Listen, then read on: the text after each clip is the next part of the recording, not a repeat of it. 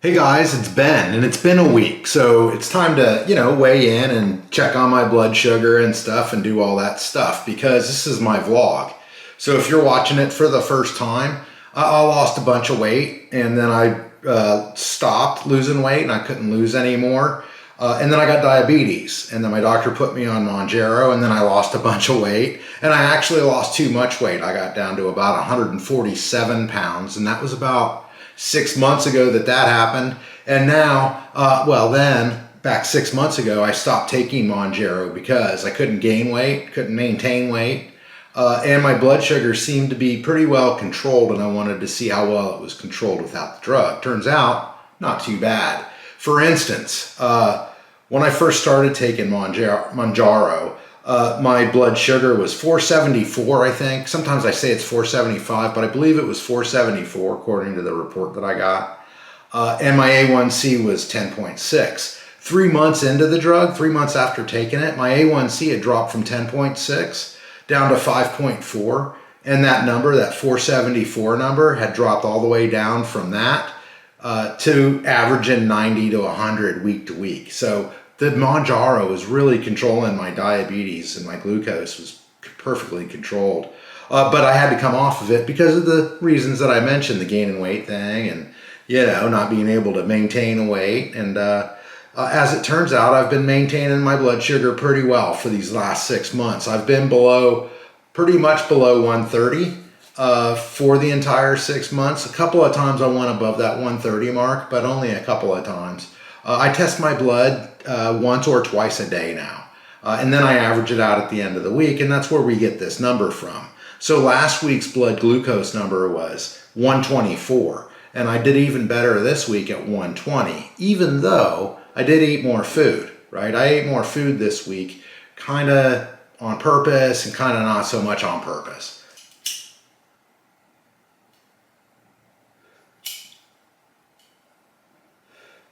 By the way, you guys, happy Halloween. Halloween is one of my favorite holidays for a couple of different reasons. And lately, it's one of my favorite holidays because it happens to be my daughter's anniversary. She's a weirdo. She got married on Halloween. She kind of takes after her old man. Anyway, I know that she watches these things once in a while, so I wanted to say happy anniversary, baby. Love you. So we're going to get right to my weight momentarily to see where I weigh this week. Last week I weighed in at 158.4. I'm right on schedule. I'm exactly where I want to be. I wanted to get down to 155 to 165. That's my sweet spot that I want to stay between. Last week I weighed 158.4. This week I'm hoping to be closer to 160. I've been making a kind of a concerted effort to get my weight up to about 160, and that's kind of where I want to hover between. I'll be happy when I'm like right there or a little bit below that, and happy when I'm just a little bit above that, but I'm not going to be too much happy when I go to like 163. I'm going to start worrying that I'm going to get up to that 165 and things are going to get out of control like they did last time. Not going to happen this time. And that's why I got this vlog going, to keep me honest and to keep you guys keeping me honest. And you're doing a great job of that, I must say. I can't believe how many people are watching this channel and these vlogs right now. And it's really helping motivate me, and I really appreciate you guys. And it's really great when you leave a thumbs up, a like on the thing, and lets me know that you're out there. And even better, a comment. Let me know what's going on with you. So yeah, just leave a like. Let me know that you've seen it. That makes me feel good. Or leave a comment. That's even better. I like to see where you guys are at with your own weight loss progress and stuff like that, whether you're doing that or whether you're just controlling your glucose in some way or another. It doesn't have to be Mounjaro, for goodness sake. I don't take it anymore either, so don't feel bad. But I would take it again if I needed to.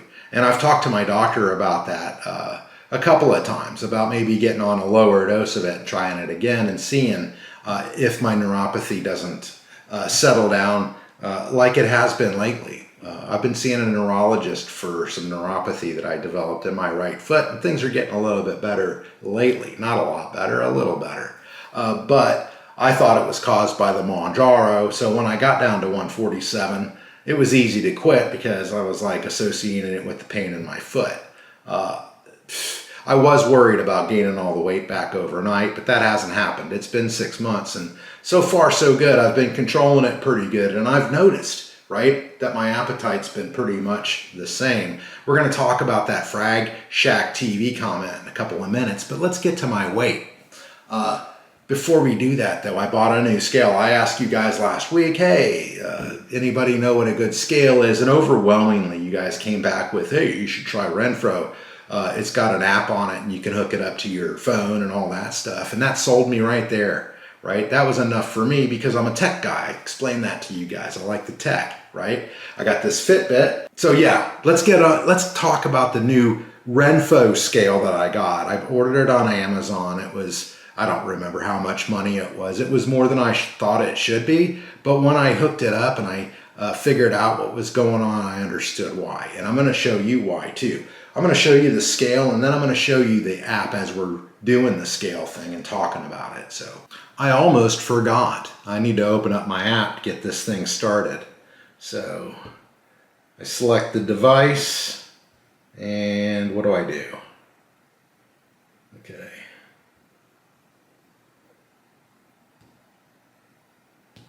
Oh, there's a start measurement, okay.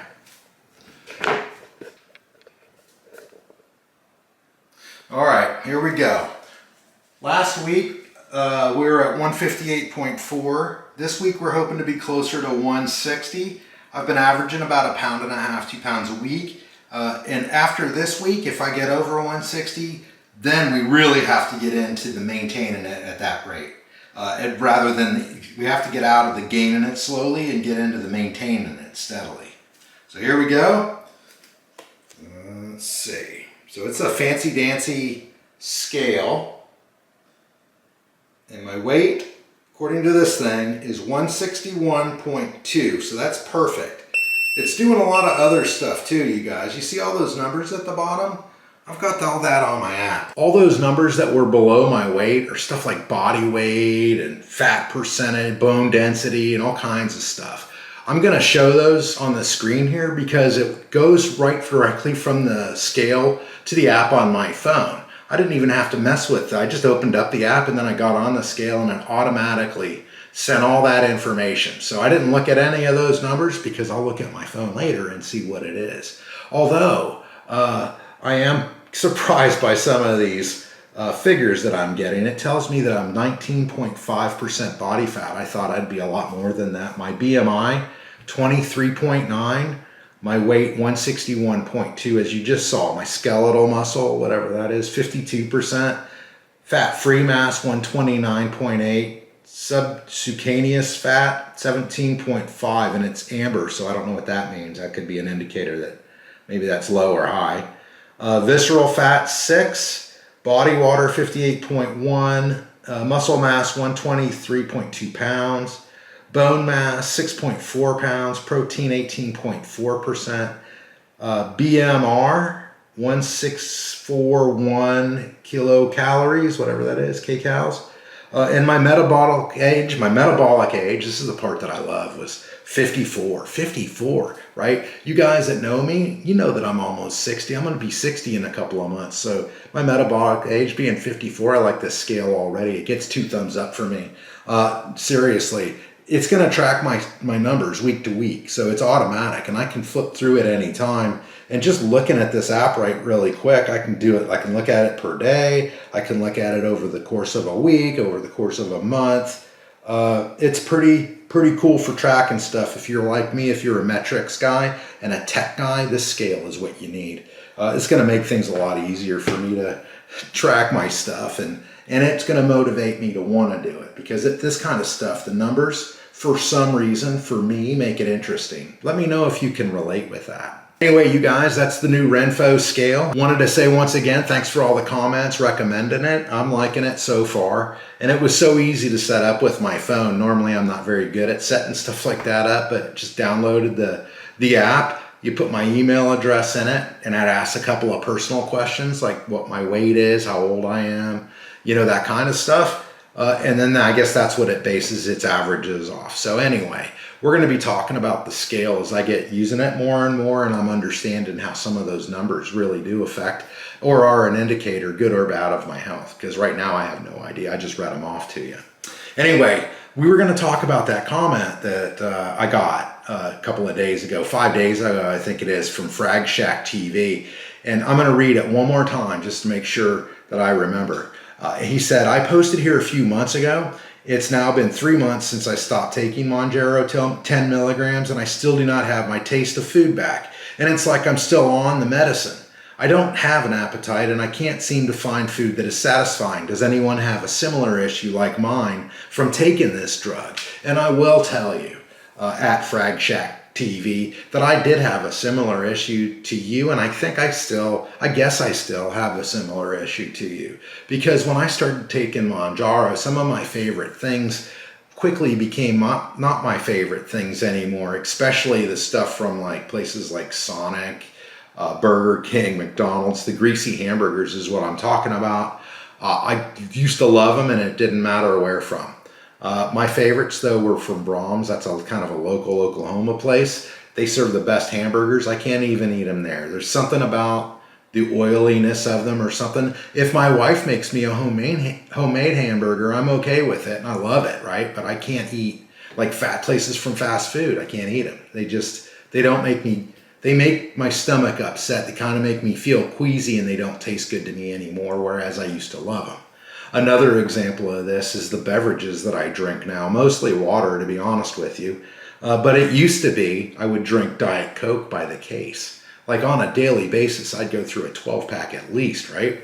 Diet Coke. Now I can't stand it. It tastes like battery acid to me. And it started when I got on the Mounjaro. And once I quit the Mounjaro, I thought, well, maybe a couple of months later after I'd quit, I was at a restaurant and I ordered a Diet Coke. I'm like, oh, wonder what those taste like. Wonder if I got my taste back for that. And I got to tell you, still not. Still tastes like battery acid. I still don't like the taste. And I still have that problem with the fast food stuffs too. So in my case, I'm happy that I lost the taste for those kind of foods. Now, if I lost the taste for something healthy like a steak or something, I'd be a little irritated.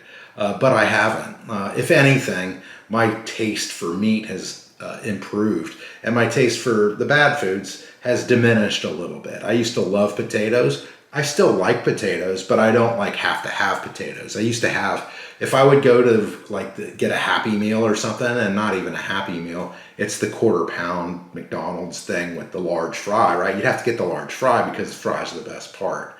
That's where I gained all my weight, doing stupid stuff like that. I no longer do stupid stuff like that, and that's made easier by the fact that I don't like the taste of the food. That helps a lot. So, but it would suck if you were having foods that you like to eat that you can't eat anymore because of the Mounjaro, right? That would be terrible. And so I'm asking everybody out there that watch this channel, has anybody else experienced this? And if you've quit the Mounjaro, because I know that there's a couple of guys out there, a couple of ladies out there that have quit and that are watching me maintain and are maintaining with me after quitting, I'm asking you, did you guys have taste changes, and did it stick with you after you quit? This guy's been done for 3 months, and I've been done for 6, and some of those tastes haven't come back for me, and they definitely haven't come back from him by the sounds of it. So I hope they do come back for you if you're wanting that. For me, I find it very convenient that I don't like the taste of fast food anymore. That's great for me. I don't mean to smile at your unfortunate problem with the taste of food, but it is a side effect that did help me immensely and is still doing so to this day. I can easily drive by those fast food places and not even be tempted anymore. I think next week I got some things that I kind of want to get off my chest about my feelers, right? Things that have been going through my mind and things that I've been thinking, right? I need to come clean with some impure thoughts. Not impure, but some thoughts that are kind of like making me doubt myself and whether I'm going to be able to continue to do this, right? I ordered some clothes off the internet the other day, and my first thought was, do I really need to order clothes in my current size, or should I order them maybe an inch or two? I can always wear a belt, and that way I can grow into them. That way they're not going to be like the rest of the stuff that I bought as I was putting on all that weight and just sit in the closet. That stuff's still in the closet because I went the other way. I got too fat to wear all the stuff in the closet, and now now I'm in shape and I can't wear any of the stuff in my closet. So I went from an XL on my t-shirts to a large, right? And even a large is kind of Kind of baggy. It feels good though. I could wear a medium. I'm just not used to that feeling of the shirt being so tight on my body. So I'm sticking with the large. And I was up to a size 40 in my pants. And I was getting ready to buy size 42s when I decided enough was enough and I needed to start losing some weight. So now I'm wearing 28s, right? The last pair of pants that I bought were 30s and they fit fine. I have to wear a belt with them, otherwise they fall off me. But 28s is my size. I was on Amazon the other day buying a new pair of pants and I was thinking maybe 31s or 32s. No, just buy the 28s. Those are the kind of things that go through my head that make me want to sabotage myself. It feels like it's a sabotage.